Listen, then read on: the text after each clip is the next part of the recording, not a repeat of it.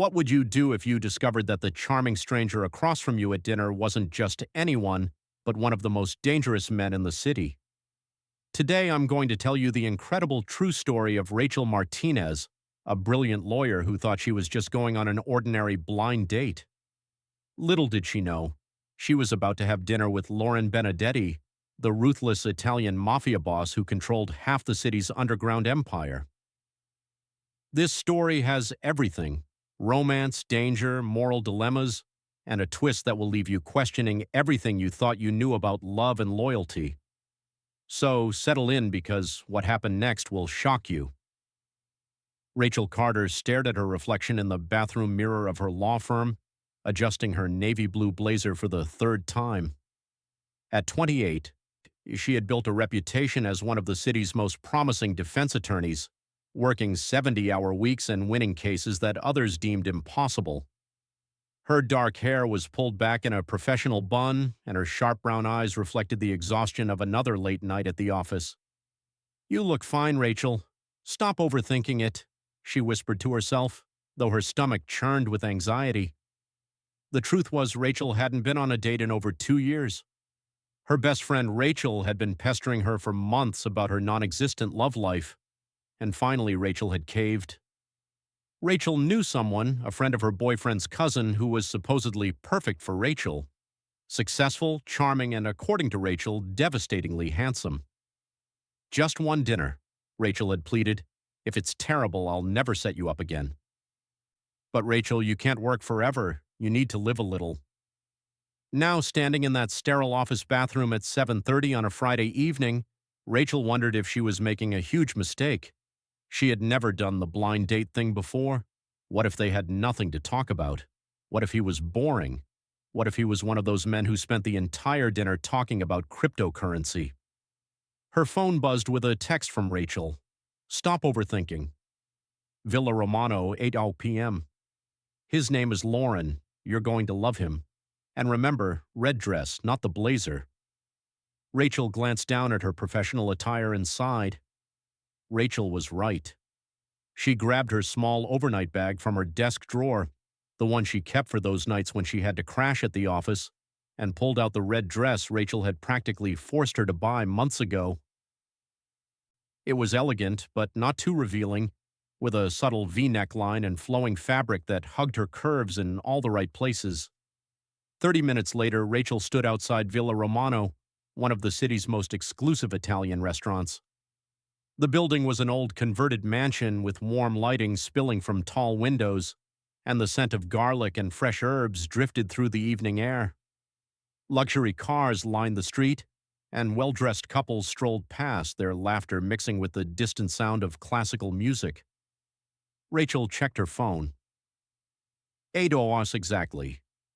She took a deep breath and walked through the heavy wooden doors.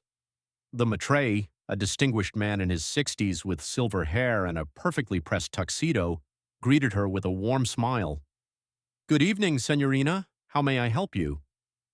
"I'm meeting someone," Rachel said, suddenly feeling underdressed despite the red dress. "A reservation under Lauren." She realized she didn't even know his last name. "Ah, see, you must be Miss Martinez. Mr. Benedetti is expecting you. Right this way, per favore." The matra guide led her through the restaurant, past tables of couples sharing intimate conversations over candlelight and wine. The atmosphere was sophisticated and romantic, definitely not Rachel's usual scene. She was more comfortable in courthouse cafeterias and late-night pizza joints near the office. They approached a secluded corner table, and Rachel's breath caught in her throat. The man rising to greet her was without question the most handsome man she had ever seen in person. He was tall, probably 6'2", with dark hair styled perfectly, olive skin, and piercing green eyes that seemed to see right through her. He wore an impeccably tailored black suit that probably cost more than Rachel's monthly rent, and when he smiled, revealing perfect white teeth, she felt her knees go weak. "Rachel," he said, his voice carrying a slight Italian accent that made her name sound like poetry. "You're even more beautiful than Rachel described." He moved around the table to pull out her chair, and Rachel caught a whiff of his cologne, something expensive and masculine that made her head spin slightly. His hands were strong and warm as he helped her into her seat, and she noticed he wore a simple but elegant watch that caught the candlelight. "Thank you," Rachel managed, trying to regain her composure. "And you're Lauren. Lauren Hale? See, it is my absolute pleasure to meet you." He returned to his seat across from her, and Rachel noticed how he moved with a kind of controlled confidence, like a man who was completely comfortable in his own skin and aware of his effect on others. The waiter appeared almost immediately. Clearly, Lauren was a valued customer here. "The usual wine for you, Mr. Benedetti." "Actually," Lauren said, his eyes never leaving Rachel's face, "let me ask the lady, do you prefer red or white wine?" "Red," Rachel replied, surprising herself. She usually stuck to white wine or more often just water during business dinners. "Excellent choice. Bring us a bottle of the 2015 Beau Grant and perhaps some antipasti to start."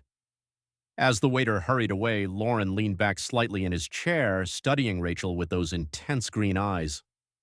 "Rachel tells me you are a lawyer. Defense attorney?" "No. Yes, that's right. I work at Morrison and Associates downtown. What about you? What do you do?" There was the briefest hesitation, so brief that Rachel almost missed it. "I'm in business, import and export mostly. Family business, you could say very traditional Italian family."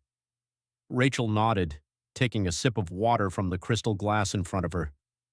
"That sounds interesting. What kind of products do you import?" "Various things," Lauren said with a charming smile that somehow didn't quite reach his eyes. "Food products, wine, some manufacturing goods. Nothing too exciting, I'm afraid. I would much rather hear about your work, defense attorney. That must be very challenging." The wine arrived, and Lauren went through the tasting ritual with practiced ease. The Beau was rich and complex, and Rachel found herself relaxing despite her initial nervousness.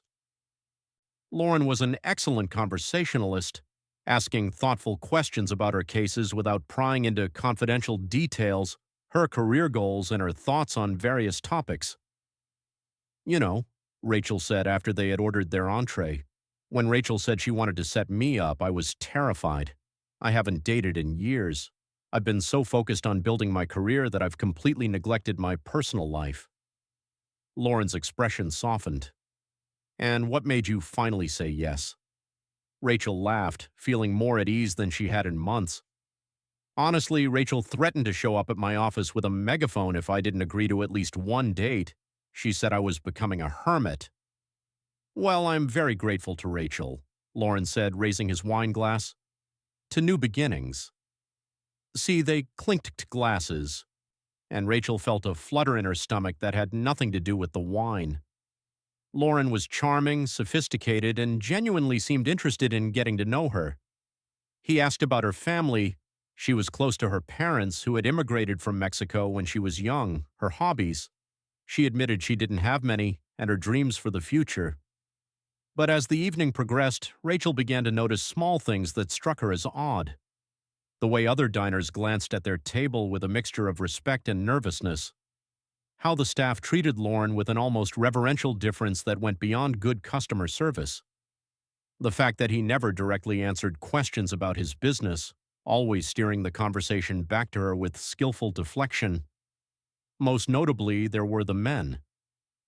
Two of them sitting at separate tables, both alone, both occasionally glancing in Lauren's direction.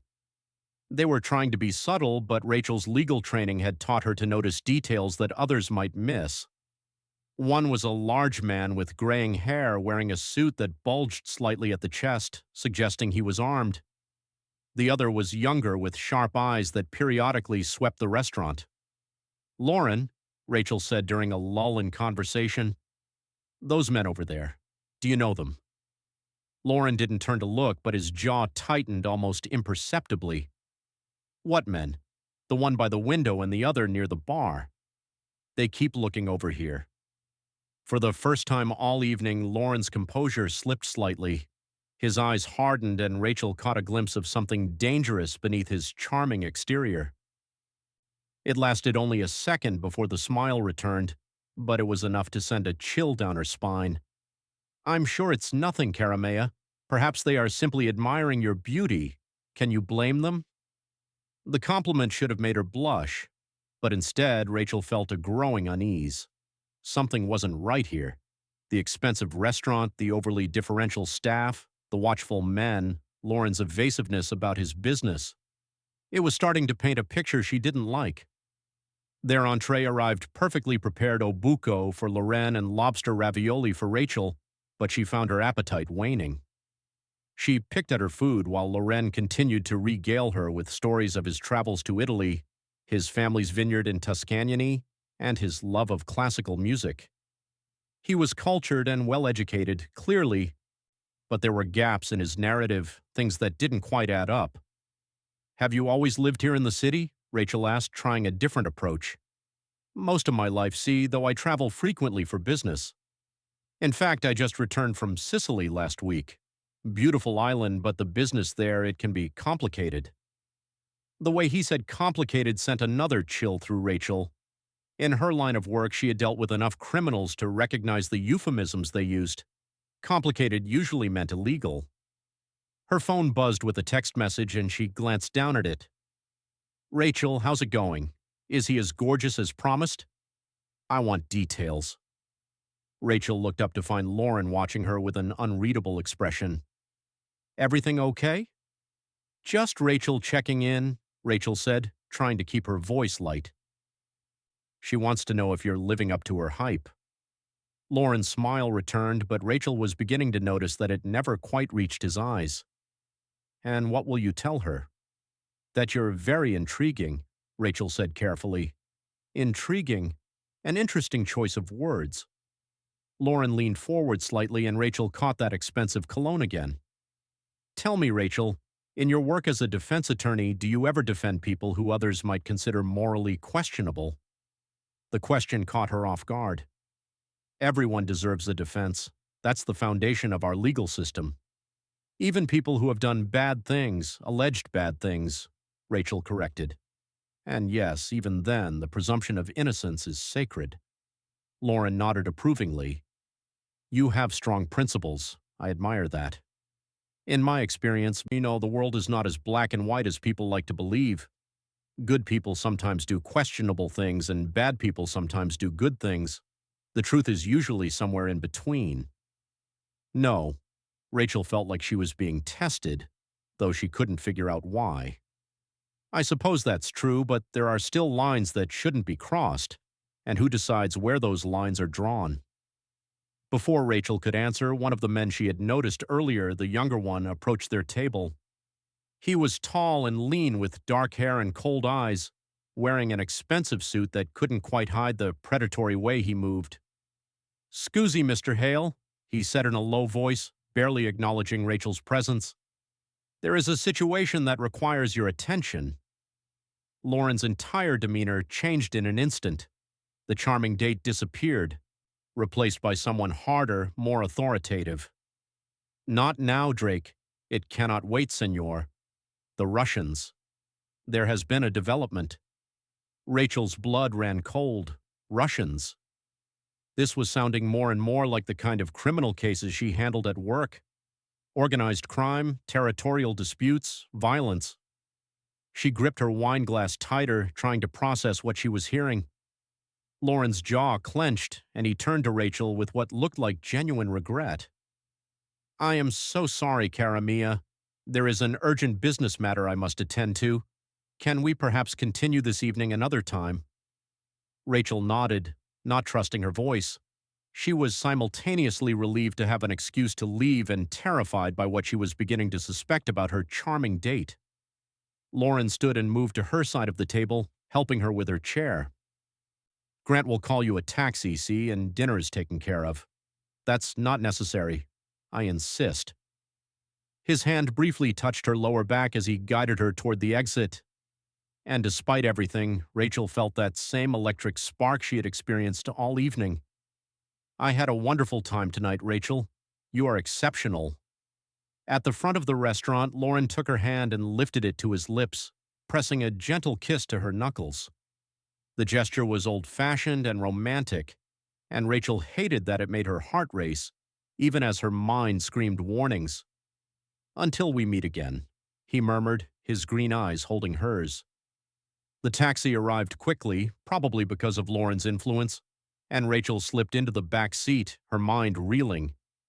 As the car pulled away from Villa Romano, she turned to look back through the rear window. Lauren stood on the sidewalk watching her leave, flanked by both of the men she had noticed during dinner. Even from a distance, there was something intimidating about the way they stood, something that spoke of violence barely held in check. During the 20-minute ride back to her apartment, Rachel's mind raced through everything that had happened. The expensive restaurant where Loren was clearly a VIP, the way the staff treated him with fearful respect, the armed men watching their table, the interruption about Russians, and urgent business that couldn't wait. His evasiveness about his work, describing only a traditional Italian family business. By the time the taxi pulled up outside her building, a terrible suspicion had crystallized in Rachel's mind. She had defended enough organized crime figures to recognize the signs, and everything about Lauren Hale screamed Mafia. Her phone buzzed with another text from Rachel as she climbed the stairs to her third-floor apartment. "Well, don't leave me hanging." Rachel stared at the message for a long moment before typing back. It was complicated. "I'll call you tomorrow." Once inside her apartment, Rachel poured herself a large glass of wine, something much cheaper than the Barrow Lauren had ordered, and sat on her couch trying to process the evening. Part of her wanted to dismiss her suspicions as paranoia brought on by too many criminal cases and too much crime television. But her instincts, honed by years of legal work, were screaming that she was right. Lauren Benedetti was not just a successful businessman with a traditional Italian family company. He was something much more dangerous. But what terrified Rachel most was that despite everything, despite the warning signs, the dangerous men, the obvious lies, she couldn't stop thinking about the way he had looked at her, the way his accent made her name sound like a caress, the way his hand had felt on her back, strong and possessive and thrilling. She was attracted to a man who might be a criminal, a man who operated in a world of violence and corruption, a man who represented everything her carefully ordered, law-abiding life stood against. Rachel finished her wine and went to bed, but sleep was elusive. Every time she closed her eyes, she saw Lauren's green eyes and that dangerous smile. She wondered what kind of business emergency involved Russians. She wondered how many laws he had broken. She wondered if she would ever see him again. Most disturbingly, she wondered if she wanted to. The next morning, Rachel threw herself into work with even more intensity than usual, trying to push thoughts of Loren from her mind. She had 3 cases to prepare for the upcoming week, including a high-profile defense of a city councilman accused of accepting bribes. It was exactly the kind of complex, challenging case that usually consumed all her attention. But today she found herself distracted, her mind wandering back to the previous evening. She Googled Lauren Benedetti but found surprisingly little information, just a few business registrations for import companies and a mention in a society page from 2 years ago at a charity fundraiser. For someone who claimed to be in a successful family business, his online presence was remarkably minimal. Around noon, her assistant buzzed her intercom. "Miss Martinez, there's a delivery for you." "What kind of delivery? Flowers? Very expensive-looking flowers." Rachel's heart skipped. She told her assistant to bring them in. And moments later, a stunning arrangement of white roses and Italian lies filled her office with their perfume. The card was simple, written in elegant script. "Thank you for a perfect evening. Until next time, M." She stared at the flowers, torn between throwing them in the trash and burying her face in their petals. They were beautiful, obviously expensive, and undoubtedly chosen with care. But they were also a reminder of a man who might be everything she should avoid. Her phone rang, startling her from her thoughts. Rachel Carter, Cara Mia. The voice sent shivers down her spine, deep-accented unmistakably Marcos. "How did you get my office number?" "I have my ways," he said, and she could hear the smile in his voice. "Did you receive my small gift?" Rachel looked at the flowers. "They're beautiful, but Lauren, I need to ask you something directly. Of course, what is on your mind? She took a deep breath. What exactly is your business? And don't give me vague answers about import and export. I'm a defense attorney. I've heard every euphemism in the book. There was a long pause. When Lauren spoke again, his voice was more serious. You are direct. I appreciate that. Perhaps we should discuss this in person. I'm not sure that's a good idea. Rachel, Lauren said, his voice soft but intense. I understand you have concerns, but I hope you will not judge me based on assumptions. Give me a chance to explain. Have dinner with me tonight somewhere more private where we can speak freely. Every rational part of Rachel's brain screamed at her to say no, but there was something in his voice, vulnerability perhaps, or genuine caring that made her hesitate. I don't know, Lauren. Please, one more evening. If after that you decide you never want to see me again, I will respect that completely. But give me a chance to show you who I really am. Rachel closed her eyes, knowing she was about to make a terrible decision. Where? I will cook for you. My apartment has a private dining room where we can talk without interruption. I promise you will be completely safe. Going to a potential criminal's apartment alone was possibly the stupidest thing Rachel could imagine doing, but the lawyer in her was curious about the truth, and the woman in her was drawn to Loren despite every warning sign. Text me the address, she heard herself say. I'll be there at 8. After she hung up, Rachel sat back in her chair and stared at the ceiling. She was either about to have a romantic dinner with a misunderstood businessman or she was walking straight into a trap set by a dangerous criminal. Either way, she was going to find out the truth about Lauren Hale. That evening, Rachel found herself standing outside a luxury high-rise in the most expensive part of the city. The building was the kind of place where penthouses sold for millions, and the doormen wore suits nicer than most people's wedding attire. Lauren's apartment was on the 32nd floor, the penthouse level. The doorman, who obviously knew she was expected, escorted her to a private elevator that required a key card to access. As the elevator climbed, Rachel's nervousness grew. She was committed now, but she had taken precautions. Rachel knew where she was going and had instructions to call the police if Rachel didn't check in by 10 p.m. Rachel also had her pepper spray in her purse and her phone set to speed dial 911. The elevator opened directly into Lauren's apartment and Rachel's breath caught. The space was stunning. Floor-to-ceiling windows offering panoramic views of the city, expensive artwork on the walls, furniture that clearly cost more than most people's cars. But it was also tasteful, not ostentatious. Someone with genuine style lived here, not just someone with money. Lauren appeared from what looked like the kitchen area, wearing dark slacks and a white button-down shirt with the sleeves rolled up. He looked more relaxed than he had at the restaurant, but no less devastatingly handsome. "Welcome to my home," he said, moving to greet her. "You look beautiful as always." Rachel had chosen her outfit carefully. Professional but not severe, attractive but not suggestive. A simple black dress with a blazer that she could remove if she wanted to appear more approachable or keep on if she needed to maintain distance. "Thank you for inviting me," Rachel said, accepting the glass of wine he offered. It was the same bow from the previous night. "Come," Lauren said, gesturing toward the dining area. "I hope you're hungry. I prepared something special."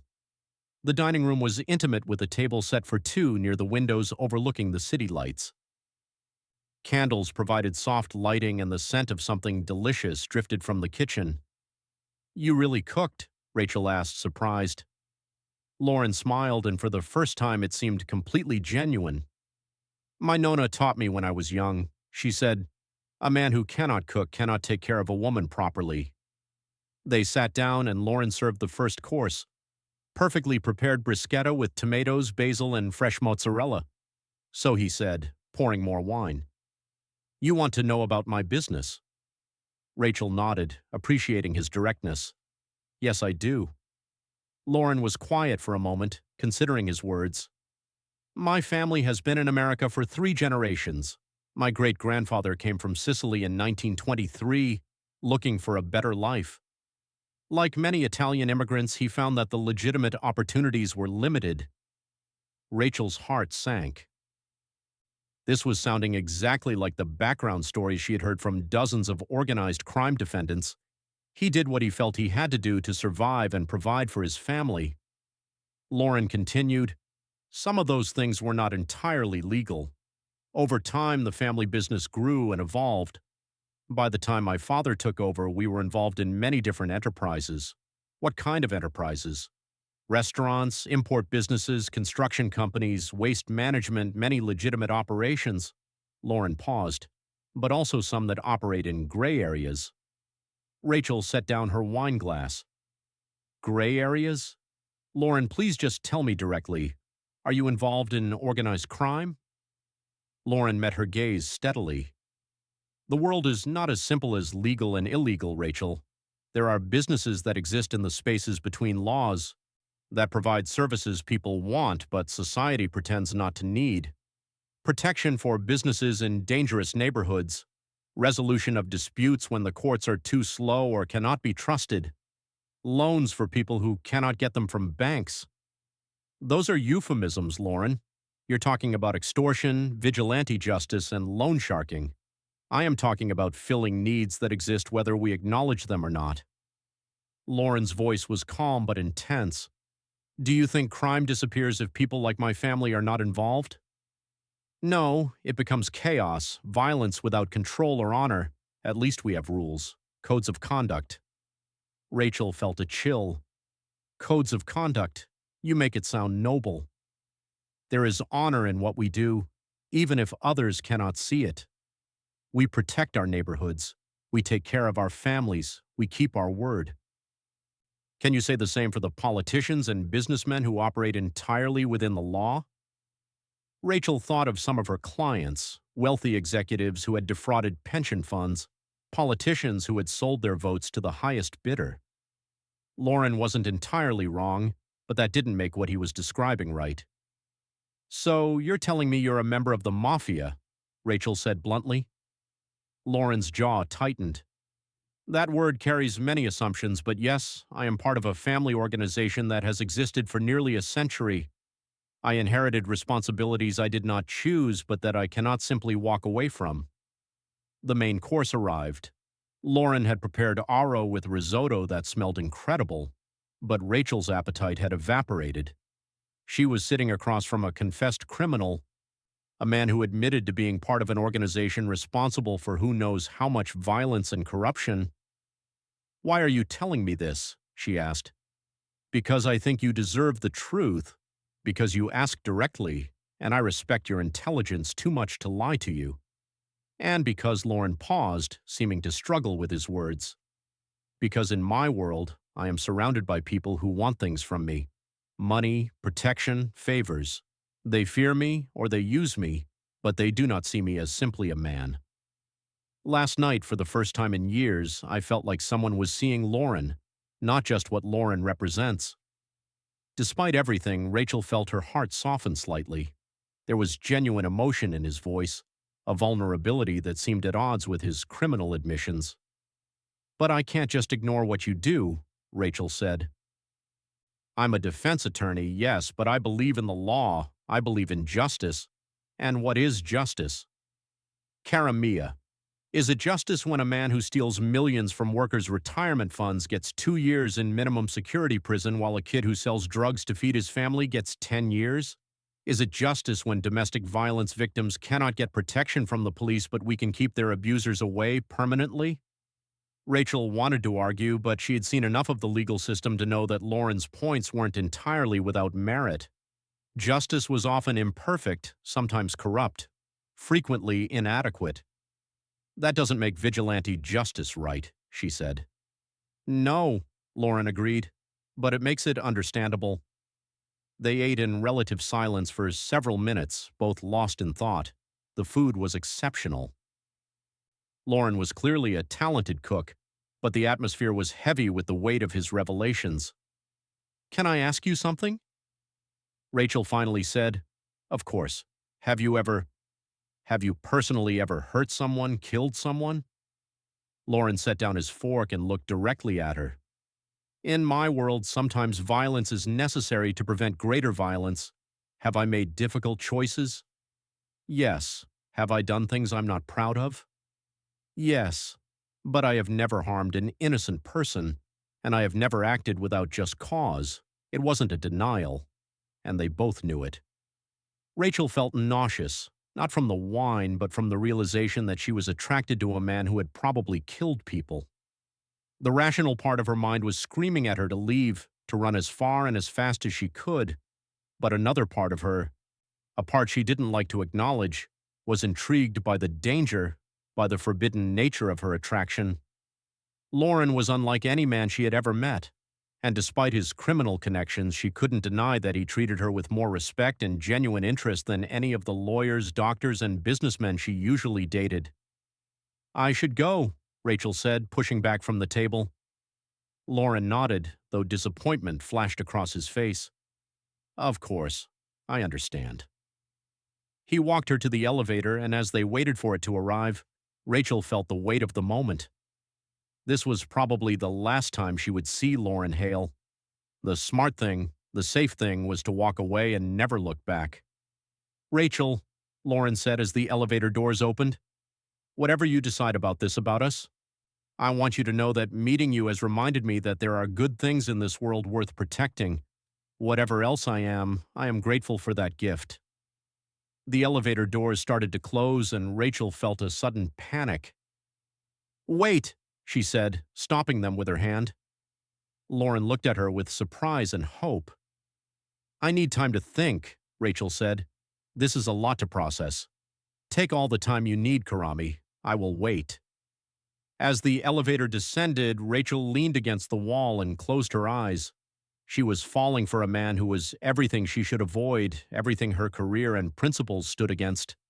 But she was also falling for a man who saw her as more than just another ambitious lawyer who cooked for her and spoke to her like she mattered, who treated her with a gentleness that seemed at odds with his dangerous life. The next few days passed in a blur of work and internal conflict. Rachel threw herself into her cases with renewed intensity, trying to distract herself from thoughts of Loren. But everywhere she looked, she saw reminders of him. The flowers in her office, which she couldn't bring herself to throw away. News stories about organized crime investigations that made her wonder about his safety. Italian restaurants that reminded her of their dinner. Rachel called repeatedly, demanding details about the mysterious Loren, but Rachel couldn't bring herself to explain the situation. How could she tell her best friend that she was attracted to a confessed criminal? On Wednesday evening, as Rachel was working late at the office, her phone rang. The number was unfamiliar. "Rachel Carter, Miss Martinez, this is Detective Ryan Murphy with the NYPD. I need to speak with you about Lauren Hale." Rachel's blood turned to ice. "What about him? We understand you've been seen with him recently. Can you come to the station? We'd like to ask you a few questions." Rachel's mind raced. As a defense attorney, she knew she wasn't obligated to speak to the police without a lawyer present, but she also knew that refusing would only make her look suspicious. "What is this regarding, Detective?" "There was an incident last night. A business establishment was burned down. We have reason to believe it was related to territorial disputes in Mr. Hale's organization." Rachel closed her eyes. Property destruction, possible arson, territorial disputes. This was exactly the kind of criminal activity she had suspected Lauren was involved in. "I'll be there in an hour," she said. The police station was exactly as depressing as Rachel remembered from her early days as a public defender. Fluorescent lights, uncomfortable plastic chairs, the smell of stale coffee, and desperation. Detective Murphy was a tired-looking man in his 50s with graying hair and suspicious eyes. "Thank you for coming in, Miss Martinez. Can you tell me about your relationship with Lauren Hale?" Rachel chose her words carefully. "We've had dinner twice, casual dating." "And what did you discuss during these dinners?" "Personal matters, getting to know each other." "Did Mr. Benedetti mention any business conflicts, disputes with other organizations?" "No, this was technically true. Lauren had mentioned Russians during their first dinner, but he hadn't discussed any details." Detective Murphy slid a photograph across the table.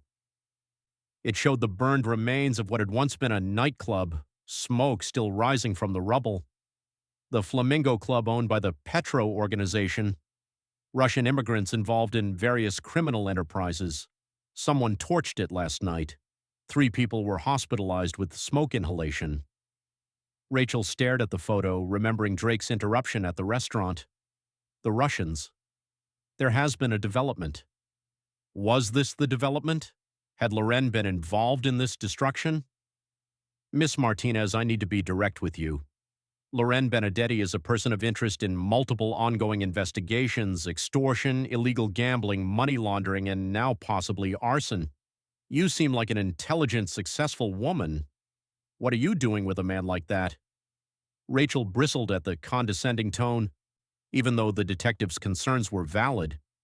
Mr. Hale hasn't been charged with anything, has he? Not yet, but it's only a matter of time. These guys always slip up eventually. The detective questioned her for another 20 minutes, but Rachel provided only the bare minimum of information. She hadn't witnessed any criminal activity, she insisted, and her interactions with Loren had been purely social. As she left the police station, Rachel's phone buzzed with a text from an unknown number. I heard you spoke with the police. We need to talk. Emma Rachel's hand shook as she typed back, How did you know? I know many things. Can you meet me? It's important. Every instinct told Rachel to say no. The smart thing would be to cut all contact with Loren immediately before she became more deeply involved in whatever criminal activities surrounded him. But she also knew she wouldn't be able to stop thinking about him unless she got answers to the questions burning in her mind. Where? She typed. The park near your apartment. 1 hour. Come alone. Rachel arrived at the small neighborhood park near her building to find Loren sitting on a bench looking out at the city lights. He seemed different, more tense, more alert. When he saw her approaching, he stood but didn't move to embrace her as he had before. Thank you for coming, he said. The police showed me pictures of a burned building. They think you were involved. Loren's jaw tightened. And what do you think? I think you're not denying it, because I cannot deny it. Not entirely. Loren turned to face her fully. There was a situation with the Russian organization. They were expanding into territory that has belonged to my family for 30 years, threatening businesses under our protection. Diplomacy failed. So you burned down their nightclub? I did not personally light any fires, but yes, the decision to send that message was mine. Rachel felt sick. 3 people were hurt, Loren hospitalized. And how many more would have been hurt if we had allowed the Russians to establish themselves? They do not operate with the same restraint that we do. They would have brought chaos and violence to neighborhoods that have been peaceful for decades. You can't know that. I can, and I do. This is not the first time we have dealt with territorial disputes. Sometimes a show of force prevents much greater bloodshed. Rachel stared at him, trying to reconcile the gentle, charming man who had cooked for her with someone who ordered buildings burned. I can see what you're thinking, Loren said quietly. You're wondering how you could have been attracted to someone capable of such things. Yes, Rachel admitted. I am, because you are a good person, Rachel. You see the world in terms of right and wrong, legal and illegal. You believe that justice comes from courts and laws and proper procedures. In your world, that is usually true, but not in your world. In my world, justice sometimes has to be taken, not waited for. In my world, showing weakness invites predators who will hurt innocent people. In my world, the police cannot or will not protect the people who need protecting most. Loren stepped closer to her, and Rachel could smell his cologne, could see the pain in his green eyes. I am not asking you to approve of what I do, he said. I am only asking you to understand that the world is more complicated than you might want to believe. I can't be with someone who solves problems with violence, Loren. I can't. Then you're going to walk away just like that. Rachel felt tears prick her eyes. What choice do I have? You live in a world of crime and violence. I live in a world of law and order. Those worlds don't mix, don't they? Loren's voice was soft but intense. How many of your clients have been people like me, Rachel? How many criminals have you defended, helped go free? What's the difference between representing them in court and caring for one of them in person? The question hit Rachel like a physical blow because it was one she had been asking herself for days. She had built her career defending people who had broken the law, some of them violent criminals, some of them people involved in organized crime. She told herself she was upholding the principle that everyone deserved a defense. But was that really so different from accepting Loren for who he was? "It's different," she said, but her voice lacked conviction. "Is it? Or is it just easier to maintain your moral certainty when there's professional distance?" Rachel turned away from him, staring out at the city lights. "I don't know, Lauren. I honestly don't know anymore." They stood in silence for several minutes. Finally, Lauren spoke again. "There's something else you should know. The police questioning you. That wasn't random. Someone told them about us. Someone who wanted to put pressure on you to stay away from me." Rachel turned back to him. "Who?" "I'm not certain yet, but I have suspicions. There are people who would prefer that I remain isolated, focused only on business matters. Personal relationships can be seen as complications. Are you saying I'm in danger?" "Not physically, no. But your reputation, your career, yes. Those could be at risk if you're seen as being involved with me." Rachel felt a flash of anger. "So this whole thing getting close to me, was that just business too?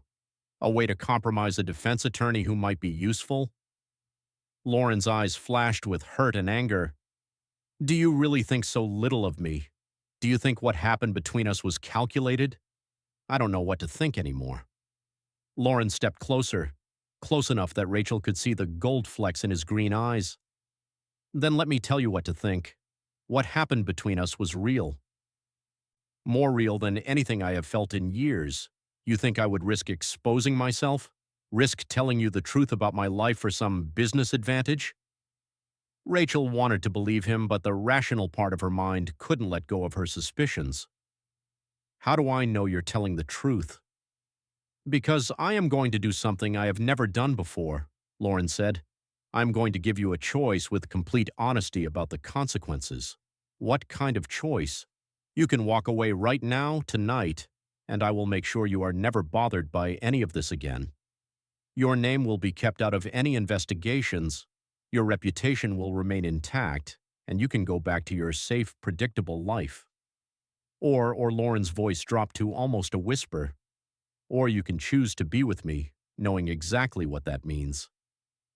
Knowing that my world is dangerous, that there will always be risks, that some people will judge you for your association with me, but also knowing that I will protect you with my life, that I will never lie to you again, and that you will have the love of a man who sees you as the most precious thing in his world." Rachel stared at him, her heart pounding. It was the choice she had been avoiding, the decision that would determine the entire course of her life. "I need time," she said. "How much time?" "I don't know, days, weeks. This isn't the kind of decision you make quickly." Lauren nodded, though disappointment was clear on his face. "I understand, but Rachel, while you're deciding, be careful. If someone was willing to send the police after you once, they may try other approaches." "What do you mean?" "Watch your back. Don't go anywhere alone late at night. If anything seems unusual, if anyone approaches you claiming to represent me, call me immediately." Lauren pulled a card from his pocket and handed it to her. "This is a secure number. It reaches me directly, day or night."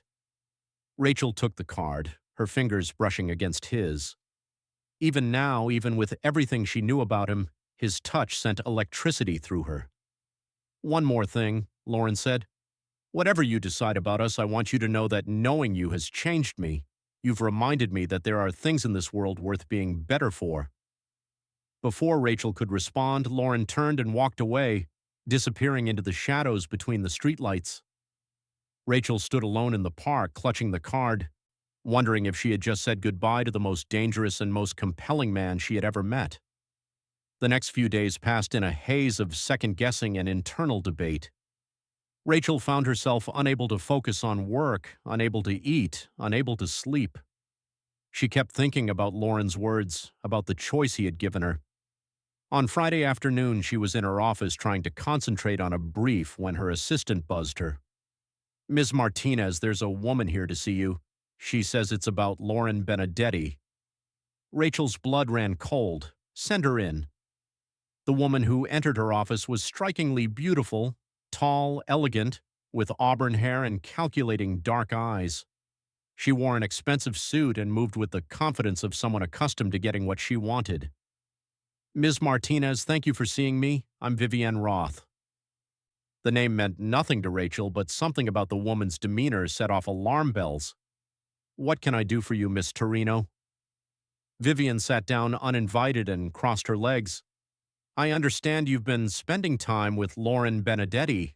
I'm not sure that's any of your business." Vivian smiled, but it wasn't friendly. "Actually, it is my business. You see, Lauren and I have been involved for several years. I'm what you might call his long-term companion." Rachel felt like she'd been punched in the stomach. "I see. I don't think you do. Lauren is a complicated man, Ms. Martinez. He's powerful, wealthy, attractive, the kind of man who draws attention from many women. But he always comes back to me. Because I understand his world in a way that outsiders cannot. Why are you telling me this?" "Because I can see that you're a smart woman and smart women shouldn't waste their time on futile pursuits. Lauren might enjoy a brief diversion with someone like you, someone clean, respectable, different from his usual world, but it will never be serious. It can't be." Vivian leaned forward, her voice becoming more intense. "His family, his associates, his entire life revolves around a world you could never be part of. You're a defense attorney, yes, but you're still an outsider. Still someone who fundamentally doesn't understand what drives men like Lauren." Rachel found her voice. "And you do understand. I grew up in this world. My father was associated with Lauren's family for decades. I know what it means to love a man who makes difficult choices, who sometimes has to do terrible things for the greater good. I know how to be supportive without asking questions that can't be answered." The implication was clear. Rachel, with her need for honesty and moral clarity, could never accept Lauren's life the way Vivian could. More importantly, Vivian continued, "I know how to survive in this world. The threats, the rivalries, the constant danger. It's not a game, Ms. Martinez. People who get too close to Loren without understanding the risks, sometimes they get hurt." Rachel's spine stiffened. "Are you threatening me? I'm warning you. There are people who see your involvement with Lauren as a liability, people who think you make him weak, distracted. If something were to happen to you, Lauren would blame himself, but that wouldn't change the outcome." Vivian stood and smoothed down her skirt. "I'm sure you think you have feelings for Lauren, and I'm sure he's been very charming with you. But ask yourself this: has he told you he loves you? Has he made any promises about a future together? Or has he simply made you feel special while keeping his options open?" The questions hit home because Rachel realized Lauren hadn't made any declarations of love or commitment. He had been charming, attentive, honest about his life, but he hadn't actually promised her anything beyond the moment they were in. "Think about it, Ms. Martinez, and think about whether whatever you feel for Loren is worth risking your career, your safety, and ultimately your life." After Vivian left, Rachel sat in her office for a long time, staring at the flowers Lauren had sent. Flowers that now seemed like a mockery of her romantic delusions. Had she completely misread the situation? Was she just another conquest for a man who collected beautiful women the way he collected expensive art? But even as doubt crept in, Rachel couldn't forget the vulnerability in Lauren's voice when he had talked about how she made him feel.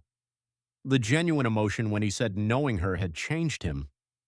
Either he was the most skilled manipulator she had ever encountered, or Vivian was lying. That evening, Rachel made a decision that would have seemed impossible a week ago.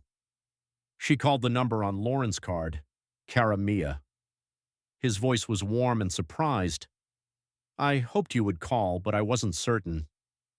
Lauren, I need to ask you something directly, and I need the truth always. Who is Vivian Roth?" There was a long pause. When Lauren spoke again, his voice was guarded. "She came to see you." "Yes. She claims to be your long-term companion."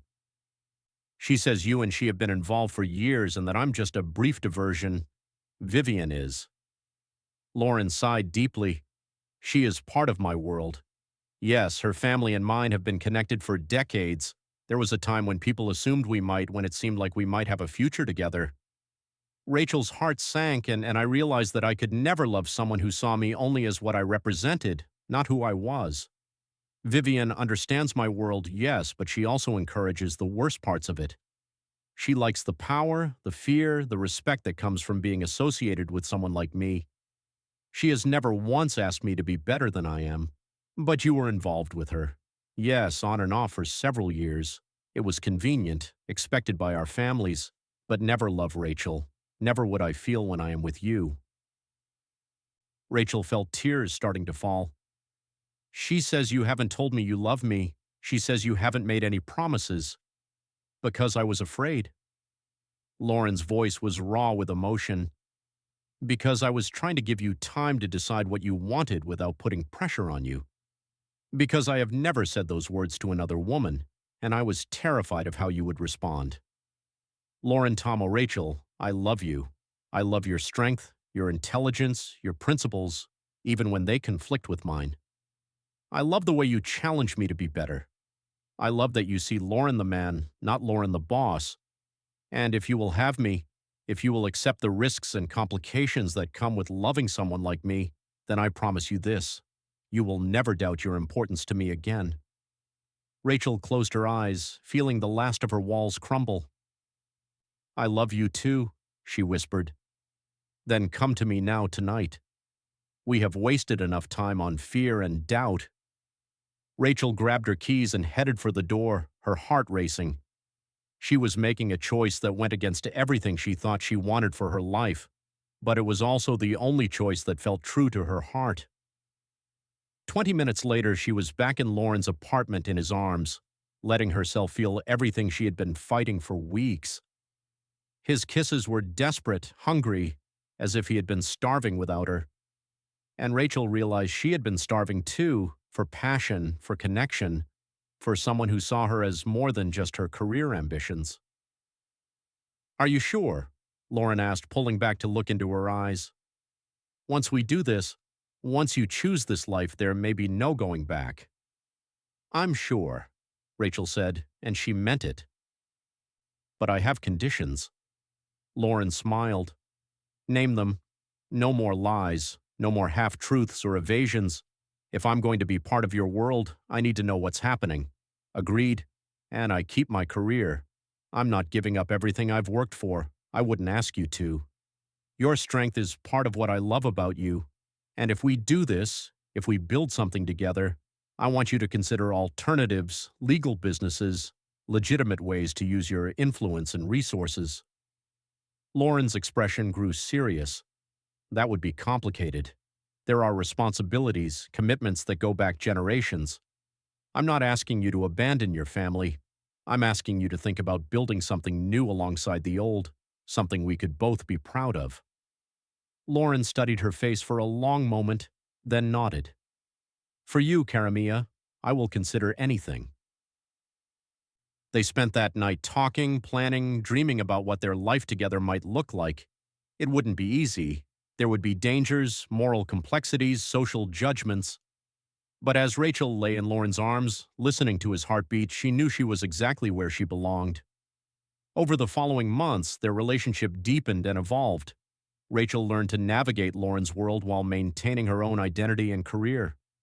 She met his family, a complex network of relatives and associates who initially viewed her with suspicion, but gradually came to respect her intelligence and strength. She learned that Lauren was more than just a criminal. He was a man trying to honor traditions while adapting to a changing world, someone who genuinely cared about protecting his community, even if his methods were questionable. Lauren, meanwhile, began to explore legitimate business opportunities.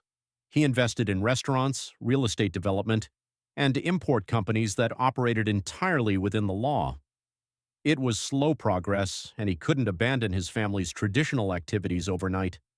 But Rachel could see him changing, growing, becoming someone who might eventually be able to walk entirely in the light. Their love story wasn't perfect or traditional, but it was real. They challenged each other, supported each other, and found in their partnership something neither had expected to find. A balance between Rachel's idealistic pursuit of justice and Lauren's pragmatic understanding of power. Vivian made a few more attempts to undermine their relationship, but eventually gave up and found someone else to manipulate. The police investigation into the nightclub fire eventually stalled due to lack of evidence, though Rachel suspected Lauren had used his influence to ensure that outcome. There were difficult moments, times when Lauren's business put strain on their relationship, times when Rachel questioned whether she was compromising too much of herself.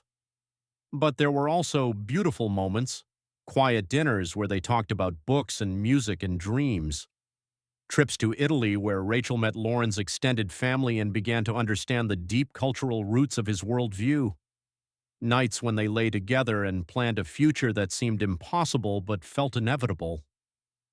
6 months after that first blind date, Lauren proposed to Rachel in the same restaurant where they had met. Villa Romano was closed to other customers that evening. Lauren had rented the entire place for their private dinner. As Rachel looked around the room where her life had changed so dramatically, she thought about how unexpected love could be. She had gone on that blind date expecting nothing more than a pleasant evening with a stranger. Instead, she had found a man who challenged every assumption she had about herself and her life. A man who was dangerous and gentle, criminal and honorable, ruthless and tender. Most importantly, she had found someone who loved her not in spite of her strength and principles, but because of them. Someone who wanted to be better because she believed he could be. Yes, Rachel said as Lauren slipped the ring onto her finger. Yes, to all of it, to the complications and the risks and the beautiful impossibility of us. And that's the story of how Rachel Martinez, successful defense attorney and believer in law and order, fell in love with Lauren Hale, Italian-American businessman with ties to organized crime. Their story proves that love doesn't always follow the rules we set for ourselves, and sometimes the most unlikely connections can lead to the most profound transformations. Love, it turns out, has its own kind of justice. If this story moved you, please subscribe to the channel so you never miss the next one. Thank you for watching and being here.